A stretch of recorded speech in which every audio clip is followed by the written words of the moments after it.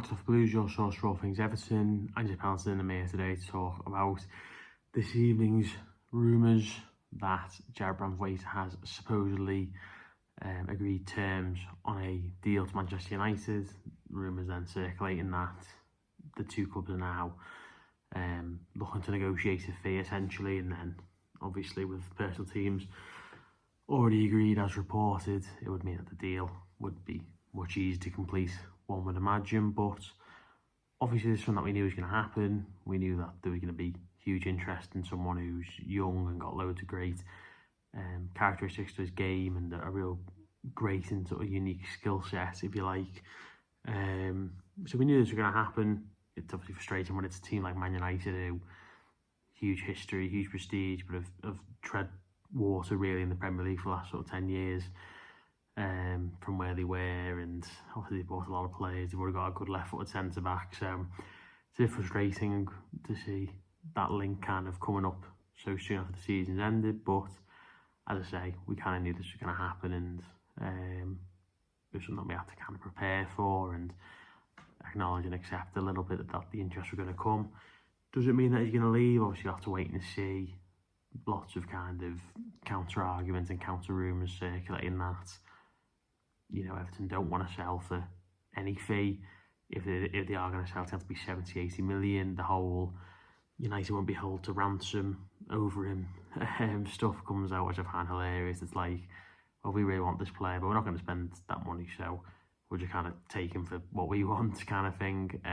That's not going to happen, I don't think. I'd be shocked if Everton sold him for anything less than probably 60-65 million up front, with add-ons going in there to make a deal go towards 70-80 million pounds. I think would be a fair deal for Everton. It'd be a good deal for Everton, but they'd be losing their best outfield player, in my opinion, by by a decent way as well, to be fair. It's so hard because obviously we don't know what's going to happen with the ownership. The fact these rumours have come out in the middle of June suggests that the deal needs to happen before the end of the month. We've seen it with Richarlison a couple of years ago.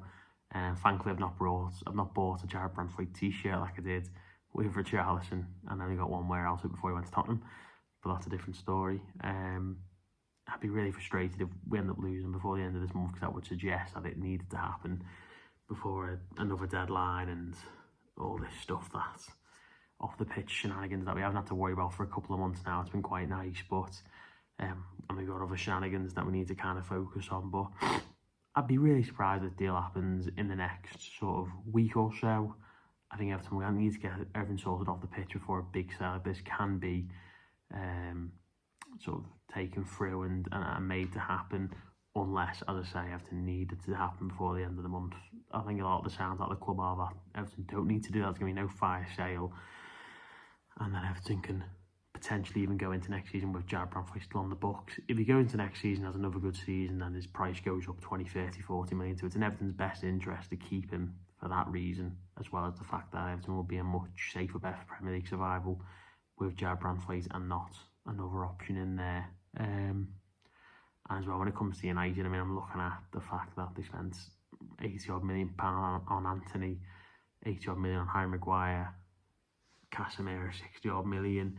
You know, players who've done more than Jarrad Branthwaite in their careers up until the point they went to United. I'm not saying that, obviously, with like Casemiro, but in terms of where they were in their careers, in terms of contracts, age, suitability, all these things, huge wages obviously as well. So I think Everton have got to really, if they can, stand strong and take a huge fee, or keep him for another season. Then, you know, next year I think he'd have better options for himself as well, to be honest. I think other clubs will come in for him, and I think it could be in the best interest for all parties. But obviously if you stay for another year, you have a bad season, no one comes in for you, Everton then lose out loads of money, you get injured, loads of things. So it's not a straightforward decision, but I hope we can keep him, and I'm still confident that can happen. Whether it will, that maybe taking a slight dent after the news this evening. But let me know your thoughts down below. How much do you think he should go for? How much do you think he will end up going for if he does? Do you think he'll stay? Would you rather him to stay?